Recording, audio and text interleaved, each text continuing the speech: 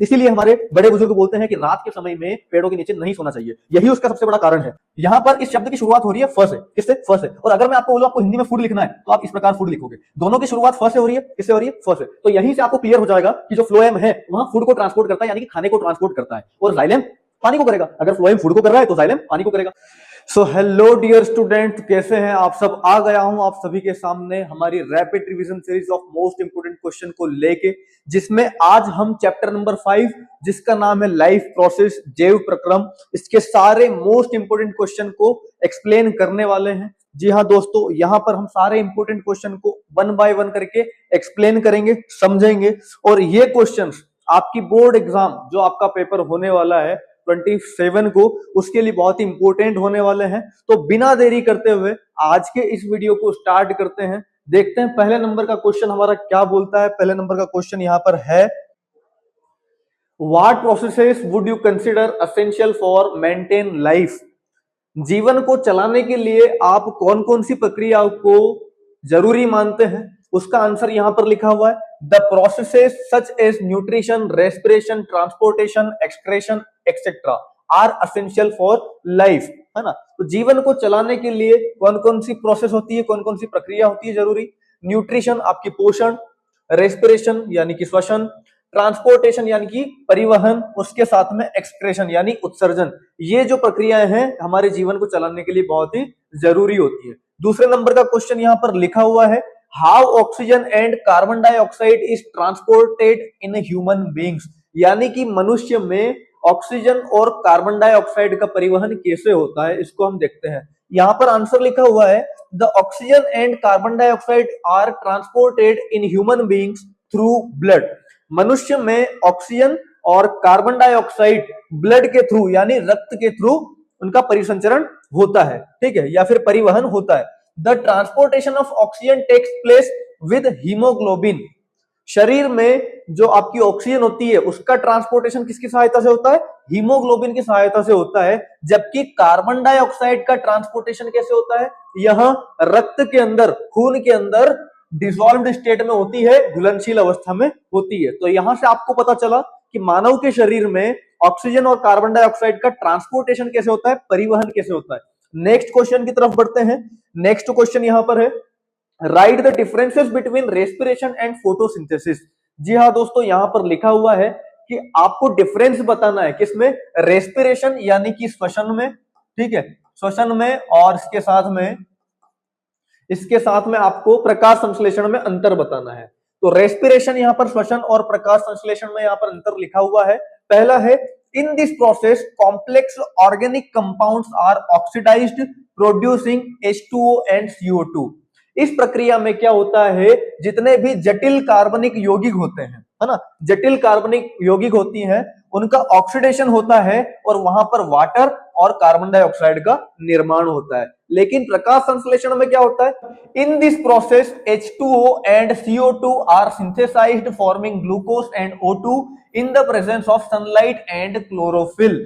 Sunlight और chlorophyll की presence में वाटर और कार्बन डाइऑक्साइड क्या बनाते हैं? ग्लूकोज और ऑक्सीजन बनाते हैं, ठीक है। आगे, this process is destructive and this process is constructive, ठीक है, ये विनाशकारी है ना, और यह कंस्ट्रक्टिव है। This reaction can occur in light as well as in dark. यह लाइट में और डार्क में यानी कि दिन और रात दोनों में होती है रेस्पिरेशन। लेकिन फोटोसिंथेसिस सिर्फ सनलाइट में होती है। किसमें होती है? सनलाइट, यानी यहां दिन में होती है। In this process energy is released from food. इस प्रोसेस में फूड से एनर्जी मुक्त होती है, फिर रिलीज होती है। लेकिन फोटोसिंथेसिस में क्या होता है? एनर्जी फूड में स्टोर्ड होती है। किसमें स्टोर्ड होती है? फूड में स्टोर्ड होती है। अगले क्वेश्चन की तरफ यहां पर हम बढ़ते हैं। अगला क्वेश्चन यहां पर है, describe the components of blood along with their function. Blood के कंपोनेंट यानी कि जो रक्त के घटक होते हैं, क्या होते हैं? रक्त के घटक को हमें समझाना है, किसके साथ? उनके कार्य के साथ, फंक्शन के साथ, है ना। उनके घटक को भी समझाना और उनके कार्य भी बताना, क्या क्या कार्य होते हैं। पहला यहां पर है RBC यानी कि रेड ब्लड सेल्स, या फिर इसको हम बोलेंगे लाल रक्त कणिकाएं, ठीक है, लाल रक्त कणिकाएं। इसको हम देखते हैं, इसका फंक्शन क्या है? It contains haemoglobin which help as the carrier of oxygen. RBC क्या करता है? हीमोग्लोबिन का निर्माण करता है। किसका निर्माण करता है? हीमोग्लोबिन का निर्माण करता है, जो किसमें मदद करता है? ऑक्सीजन को लाने ले जाने में मदद करता है। किसको? ऑक्सीजन को लाने ले जाने में मदद करता है। यह क्या करता है? ऑक्सीजन का सप्लाई करता है हमारे वेरियस पार्ट्स में। हमारी बॉडी के अलग अलग हिस्सों में जो ऑक्सीजन सप्लाई होती है उसमें मदद करता है कौन? आरबीसी, लाल रक्त कणिकाएं।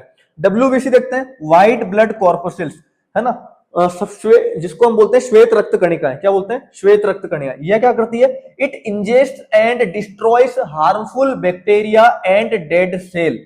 यह क्या करती है? जितने भी हार्मफुल बैक्टीरिया होते हैं, यानी कि आपके हानिकारक जीवाणु होते हैं, उनको और डेड सेल्स को इंजेस्ट करके, ग्रहण करके क्या कर देती है? उनको डिस्ट्रॉय कर देती है, नष्ट कर देती है। ठीक है।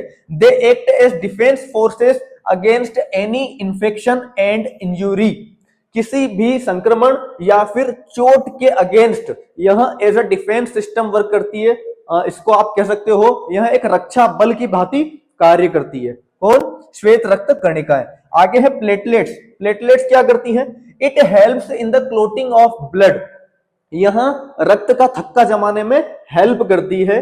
Thereby saving loss of blood, जिससे कि खून हमारा वेस्ट होने से बचता है। ठीक है। Thereby saving loss of blood, यानी कि ब्लड का लॉस भी यहां पर कम होता है उसके कारण। ब्लड प्लाज्मा, रक्त प्लाज्मा, इसका फंक्शन क्या है? It is the liquid part of the blood. जो आपका ब्लड प्लाज्मा है यह हमारे ब्लड का लिक्विड पार्ट होता है, तरल पदार्थ होता है, तरल हिस्सा होता है। It contains several salts, glucose, amino acids, proteins, hormones and also digested and excretory products of food. इसमें क्या क्या होता है? इसके अंदर बहुत से salt, glucose, amino acid, protein, hormone और इसके साथ साथ जितने भी फूड के, किसके? खाने के आपके डाइजेस्टेड और एक्सक्रेटरी प्रोडक्ट्स होते हैं, उत्पाद होते हैं, वह भी होते हैं, है ना। आगे अगले क्वेश्चन पर हम बढ़ जाते हैं। अगला क्वेश्चन इंपॉर्टेंट यहां पर कौन सा है? Describe the double circulation in human beings and why is it necessary. मानव में दोहरे परिसंचरण को हमें समझाना है या फिर दोहरे परिवहन को हमें समझाना है, और यह क्यों जरूरी होता है इसको भी हमें बताना है। आंसर यहां पर लिखा हुआ है, during a single cycle blood goes twice in the heart which is known as double circulation. During a single cycle, यानी कि सिर्फ एक चक्र में जो कि ब्लड है वह आपके हार्ट में 2 बार पहुंचता है। कितनी बार पहुंचता है? 2 बार पहुंचता है। इसी कारण इसको हम डबल सर्कुलेशन बोलते हैं। क्या बोलते हैं? डबल सर्कुलेशन बोलते हैं। It is necessary in human beings to separate oxygenated and deoxygenated blood because this makes their circulatory system more efficient and helps in maintaining constant body temperature. यह क्यों जरूरी है मनुष्य में? यह मनुष्य में इसलिए जरूरी है ताकि आपके अंदर ऑक्सीजनेटेड ब्लड और डीऑक्सीजनेटेड ब्लड को अलग अलग किया जा सके। क्योंकि अगर आपका ऑक्सीजनेटेड और डीऑक्सीजनेटेड ब्लड अलग अलग हो गया, उससे आपका सर्कुलेटरी सिस्टम मोर एफिशिएंट, ज्यादा कौशल या फिर अच्छा हो जाता है, जिससे कि आपके बॉडी के टेम्परेचर को मेंटेन करने में भी मदद मिलती है, यानी कि यह बॉडी के टेम्परेचर को भी मेंटेन करता है। आगे बढ़ते हैं। What is the role of saliva in digestion of food, है ना। खाने के पाचन में लार की क्या भूमिका है? आपके मुंह में जो लार होता है सलाइवा, उसकी क्या भूमिका होती है खाने के पाचन में, इसको हम देख लेते हैं।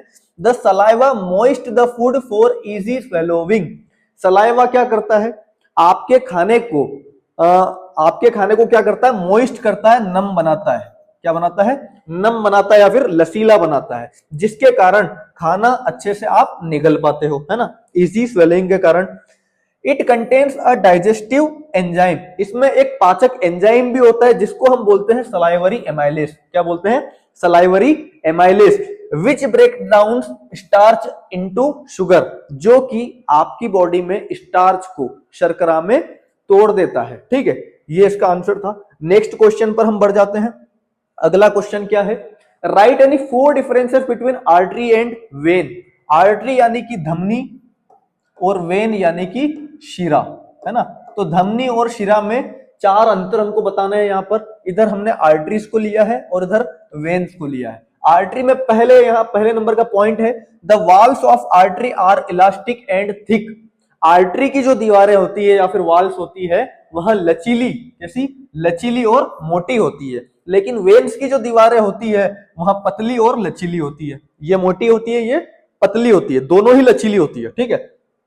Lumen of the artery is narrow, lumen यानी कि आंतरिक जगह उसकी, है ना, आर्टरी की या वेन की जो अंदर की जो जगह होती है उस जगह को हम बोलते हैं ल्यूमेन। तो ल्यूमेन, आर्टरी का जो ल्यूमेन होता है वह नेरो होता है, नेरो यानी कि सकरा, जगह कम होती है इसमें, ठीक है।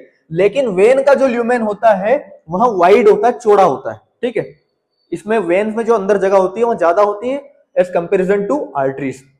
Next point, due to presence of oxygenated blood in the arteries they are visible as red. Arteries में ऑक्सीजनेटेड ब्लड होने के कारण या फिर ऑक्सीजनेटेड ब्लड के प्रेजेंस के कारण यह लाल दिखती है, कैसी दिखती है, लाल। और इधर कार्बन डाइऑक्साइड, है ना, वेन्स में कार्बन डाइऑक्साइड मौजूद होने के कारण यह नीली या फिर ब्लू नजर आती है, हमको प्रतीत होती है ऐसी, ठीक है। आर्टरीज में वाल्व्स एब्सेंट होते हैं लेकिन वेन्स में वाल्व्स प्रेजेंट होते हैं, इसमें वाल्व्स मौजूद होते हैं और इसमें मौजूद नहीं होते हैं। तो ये आपका डिफरेंस और मोस्ट इंपोर्टेंट क्वेश्चन है बोर्ड एग्जाम के लिए। नेक्स्ट क्वेश्चन पर हम बढ़ जाते हैं। अगला क्वेश्चन यहां पर लिखा हुआ है, right differences between aerobic and anaerobic respiration, है ना। एरोबिक यहां पर हमने इस साइड लिया हुआ है और इधर की साइड एनारोबिक रेस्पिरेशन लिया हुआ है ना। एरोबिक में पहला पॉइंट हम देखते हैं, it takes place in the presence of oxygen, है ना, यह ऑक्सीजन के प्रेजेंस में होती है, लेकिन एनारोबिक एब्सेंस में होती है ऑक्सीजन के, किसके, ऑक्सीजन के।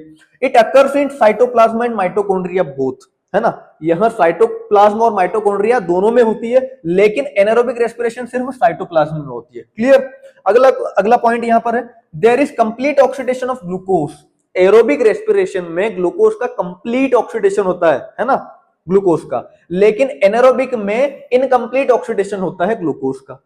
आगे बढ़ते हैं, in it CO2 and water vapour are formed. Aerobic respiration में कार्बन डाइऑक्साइड और वाटर वेपर का निर्माण होता है, लेकिन एनारोबिक रेस्पिरेशन में जो आखिरी के जो उत्पाद होते हैं, अंत के उत्पाद होते हैं, वहां अलग अलग होते हैं, वेरी होते हैं, ठीक है।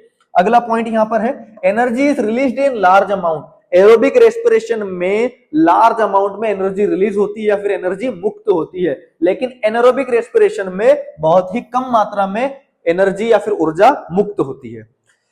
It involves the exchange of gases between the organism and outside environment. जीव के और बाहर का जो वातावरण है उसके बीच में जो एक्सचेंज ऑफ गैसेस होता है ना, इसके अंदर एरोबिक में। लेकिन एनारोबिक में क्या होता है, exchange of gases is absent, इसमें कोई एक्सचेंज ऑफ गैसेस नहीं होता। नेक्स्ट, ये भी आपका बहुत इंपॉर्टेंट क्वेश्चन है, ठीक है। अगले क्वेश्चन पर हम बढ़ जाते हैं। अगला क्वेश्चन यहां पर लिखा हुआ है, रेस्पिरेशन और respiration in plants, respiration in animals, दोनों में डिफरेंस हमको बताना है। रेस्पिरेशन इन प्लांट्स की अगर हम बात करें, breathing does not takes place in plants. Plants में ब्रीदिंग नहीं होता, है ना। देखो, ब्रीदिंग अलग है और रेस्पिरेशन अलग है ना। हम जो सांस लेते हैं और छोड़ते हैं ना, इस प्रोसेस को हम ब्रीदिंग बोलते हैं। तो ब्रीदिंग, प्लांट्स में कोई ब्रीदिंग नहीं होता, लेकिन रेस्पिरेशन एनिमल्स, एनिमल्स की अगर मैं बात करूं, इसमें एक हायर कैटेगरी एनिमल्स में ब्रीदिंग होता है ना, ब्रीदिंग की प्रोसेस होती है। In plants the gases are exchange through stomata. Plants में जो एक्सचेंज ऑफ गैसेस होता है ना, गैसेस का आदान प्रदान या फिर फेरबदल होता है, वह स्टोमेटा के थ्रू होता है। किसके थ्रू होता है, स्टोमेटा के थ्रू होता है। लेकिन एनिमल्स में जो एक्सचेंज ऑफ गैसेस होता है वह एक डेवलप्ड सिस्टम के द्वारा होता है, एक विकसित तंत्र के द्वारा होता है। आगे अगला पॉइंट यहां पर, during respiration plants take in O2 and give out CO2।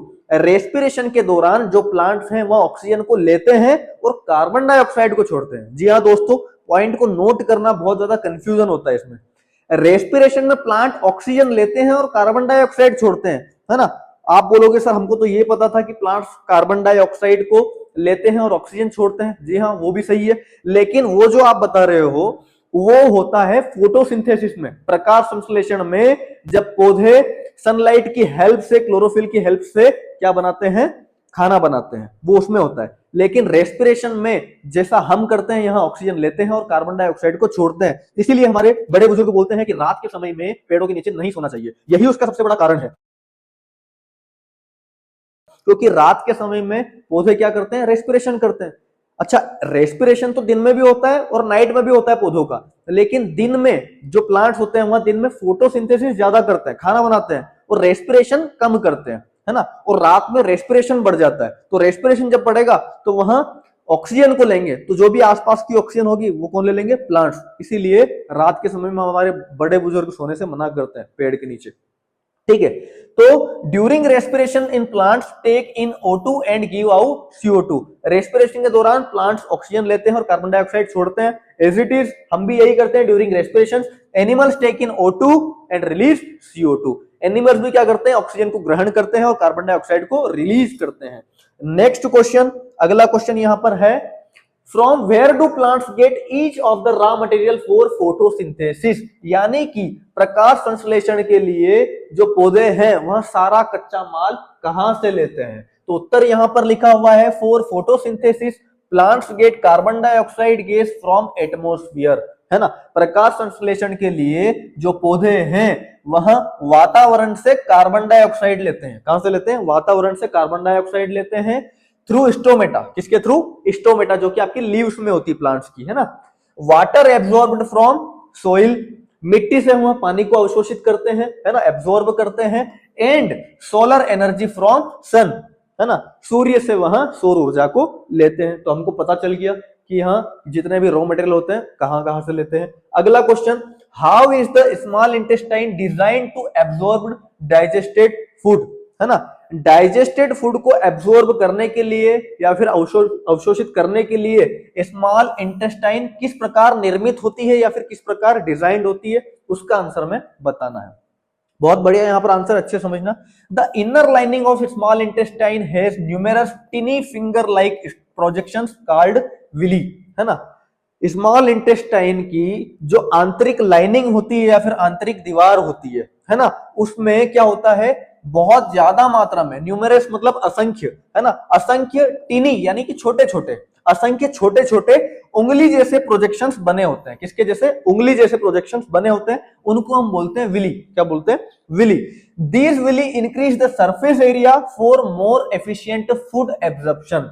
ये विली क्या करते हैं? यह हमारे स्मॉल इंटेस्टाइन के सरफेस एरिया को बढ़ा देते हैं, जिसके कारण और ज्यादा खाने का एब्जॉर्प्शन होता है या फिर वो प्रोसेस और अच्छी इफिशिएंट हो जाती है और अच्छी कौशल हो जाती है ना।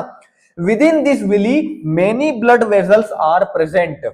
इस विली के अंदर हम बात कर रहे हैं, बहुत सारी ब्लड वेजल्स होती है यानी कि रक्त वहिकाएं होती है ना, जो क्या करती है? That absorb the digested food, है ना, जो कि डाइजेस्टेड फूड को एब्जॉर्ब करती है and carry it to the blood stream, और जहां से खून बह रहा है उस रक्त के प्रवाह तक ले जाती है। डाइजेस्टेड फूड को एब्जॉर्ब किया और रक्त के प्रवाह तक उसको पहुंचा दिया, ठीक है। From the blood stream the absorbed food is delivered to each and every cell of the body. अब कहां पर पहुंच गया फूड? रक्त के प्रवाह तक पहुंच गया। अब वहां रक्त के प्रवाह से जो फूड है वह एब्जॉर्ब्ड हो जाता है और कहां तक डिलीवर्ड हो जाता है? हमारी बॉडी की हर एक सेल तक पहुंचा दिया जाता है उसको, ठीक है। तो उम्मीद करता हूं आपको ये वाला आंसर भी अच्छे से समझ में आया होगा। लास्ट क्वेश्चन आज का हमारा बहुत ही इंपॉर्टेंट क्वेश्चन है इस बार के लिए। जाइलम और फ्लोएम में हमको डिफरेंस बताना है, ठीक है। तो यहां पर मैं आपको एक चीज पहले ही क्लियर कर दूं, फ्लोएम को अगर मैं हिंदी में लिखूं तो फ्लोएम को हम इस प्रकार लिखते हैं, फ्लोएम, है ना। यहां पर इस शब्द की शुरुआत हो रही है फ से। किससे? फ से। और अगर मैं आपको बोलूं आपको हिंदी में फूड लिखना है तो आप इस प्रकार फूड लिखोगे। दोनों की शुरुआत फ से हो रही है। किससे हो रही है? फ से। तो यहीं से आपको क्लियर हो जाएगा कि जो फ्लोएम है वह फूड को ट्रांसपोर्ट करता है यानी कि खाने को ट्रांसपोर्ट करता है, और जाइलम पानी को करेगा। अगर फ्लोएम फूड को कर रहा है तो जाइलम पानी को करेगा। देख लेते हैं यहां पर जाइलम और फ्लोएम में यहां पर डिफरेंस है। Xylem transports water and minerals absorbed by roots to leaves. जड़ों के द्वारा जो भी पानी और खनिज को अवशोषित किया गया है वह पत्तियों तक पहुंचता है। किसके थ्रू? जाइलम के थ्रू, है ना। जाइलम के थ्रू जड़ों के द्वारा जो भी पानी और मिनरल एब्जॉर्ब हुआ है, अवशोषित हुआ है, वह पत्तियों तक पहुंचता है। कहां तक पहुंचता है? पत्तियों तक पहुंचता है। फ्लोएम में क्या होता है? Phloem transport food material prepared by leaves to various parts of the plant. Phloem क्या करता है? पत्तियों के द्वारा, है ना, पत्तियों के द्वारा जो भी खाना प्रिपेयर किया गया है उस खाने को, है ना, उस फूड मटेरियल को कहां तक पहुंचाते हैं? Various part of the plant तक पहुंचाते हैं। कौन? फ्लोएम। पत्तियों के द्वारा। खाना किसके द्वारा बनता है? पत्तियों के द्वारा, है ना। पत्तियां हैं तो एब्जॉर्ब करती है सनलाइट को, तो पत्तियों के द्वारा जो भी खाना बना है उस खाने को फ्लोएम क्या करेगा? प्लांट्स के अलग अलग हिस्सों तक पहुंचाएगा। दूसरा point, these are dead tissue, यह मृत ऊतक होते हैं। जो आपकी जाइलम होती है, यहां कैसे होते हैं? मृत ऊतक इनको हम बोलते हैं, लेकिन इनको हम जीवित ऊतक बोलते हैं। किसको? फ्लोएम को। These are living tissue and these are dead tissue. Next point is these tissue contain conducting tubules. Xylem जो है यह किससे बनती है? कंडक्टिंग ट्यूब्यूल्स से बनती है, लेकिन फ्लोएम जो है यह सीव ट्यूब से बनती है, बारीक बारीक, है ना, सीव ट्यूब से बनती है। Their walls are very thick, xylem की जो दीवारें हैं बहुत ज्यादा मोटी होती है, लेकिन फ्लोएम की जो दीवारें होती है, वॉल्स होती है, वह कैसी होती है? कम मोटी होती है, लेस थिक होती है। यहाँ वेरी थिक है, यहाँ लेस थिक है। ठीक है, तो ये वाला जो हमारा आंसर था हमारे इस बार के बोर्ड एग्जाम के लिए बहुत ही इंपॉर्टेंट था, और आज का हमारा ये लास्ट आंसर था। तो उम्मीद करता हूं आपको सारे आंसर अच्छे से समझ में आए होंगे। तो अगर बोर्ड एग्जामिनेशन में यहाँ से कोई भी आंसर आता है तो आपको उनको अच्छे से अटेम्प्ट करके आना है और ज्यादा मार्क्स को ऑब्टेन करना है। ठीक है, तो thank you so much all of you, है ना। अच्छे से आपको ये आंसर समझ में आए होंगे, यही उम्मीद है मेरी। तो आपकी आपसे यही आशाएं हैं कि मैं जितना भी आपको कवर करवाता हूं, जितने भी इंपॉर्टेंट क्वेश्चन आपके लिए लाता हूं, आप सिर्फ और सिर्फ उनको एग्जाम में अच्छे से अटेम्प्ट करके आओ, है ना। हमारी उम्मीद है आपसे यही है कि आप अच्छे मार्क्स ऑब्टेन करो, अच्छे परसेंटेज बनाओ। तो थैंक यू सो मच। जल्द ही लौटूंगा आप सभी के सामने चैप्टर नंबर 6 जिसका नाम है कंट्रोल एंड कोऑर्डिनेशन, उसको लेके। Thank you so much guys. अगर आपको यह वीडियो पसंद आया हो, है ना, और आप अपने मित्र की हेल्प करना चाहते हो, तो इस वीडियो के लिंक को आपके फ्रेंड तक जरूर शेयर करें, वीडियो को लाइक और ज्यादा से ज्यादा शेयर करें और हमारे चैनल को सब्सक्राइब करें। Thank you so much.